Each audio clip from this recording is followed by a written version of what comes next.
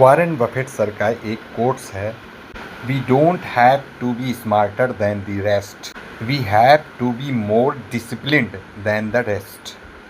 इसका हिंदी में अर्थ होता है, हमें दूसरों से ज़्यादा स्मार्ट होने की ज़रूरत नहीं है, हमें दूसरों से ज़्यादा अनुशासित होने की ज़रूरत है। इसमें वॉरेन बफेट सर हमें समझ देते हैं कि इन्वेस्टिंग में सफलता के लिए बहुत ज़्यादा बुद्धिमान होने की ज़रूरत नहीं है। इसके बजाय अपनी भावनाओं पर काबू रखना और नियमों का पक्का होना ज़्यादा महत्वपूर्ण है। बाज़ार में लोग लालच या डर में आकर गलत फैसले लेते हैं, क्योंकि एक स्टॉक के प्राइस में घट बढ़ तो होता ही रहता है, हमेशा होता रहता है। इसलिए लॉन्ग टर्म का नज़रिया रखिए और डिसिप्लिन्ड रहिए। बाज़ार में बुद्धि से ज़्यादा संयम की ज़रूरत है, भावनाओं पर काबू रखने की ज़रूरत है, नियम को पालन करने की ज़रूरत है, अपनी रणनीति पर टिके रहने की ज़रूरत है, चाहे बाज़ार कैसा भी हो। बिना सोचे समझे कुछ भी ना करें। शांत रहने से बड़े नुकसान नहीं होते।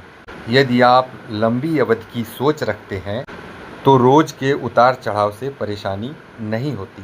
सही समय पर सही फैसले तभी ले सकते हैं जब आपका मन शांत हो।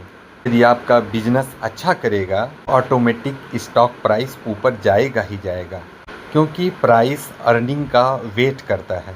यदि एक बार बिजनेस में अर्निंग आ गया तो प्राइस ऑटोमेटिक ऊपर जाने लगेगा। यह बस इतना आसान है। यदि अर्निंग, कंपनी का मुनाफा बढ़ रहा है तो स्टॉक प्राइस बढ़ना ही बढ़ना है। ये इतना आसान है। इन्वेस्ट करो और रेस्ट करो।